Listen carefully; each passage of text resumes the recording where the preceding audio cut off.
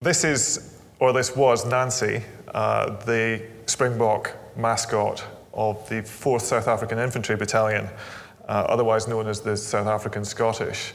And Nancy, as a live springbok, was presented to the battalion in South Africa before they departed to fight in the Great War. The battalion was Scottish in identity and visibly Scottish. They wore Highland military uniform, they had kilts and bonnets, they had a pipe band. Nancy was a symbol of their South African identity. The springbok was already identified within the British Empire as the national animal that signified South Africa. So by parading Nancy in front of them, they were stating their dual identity as both Scots and South African soldiers.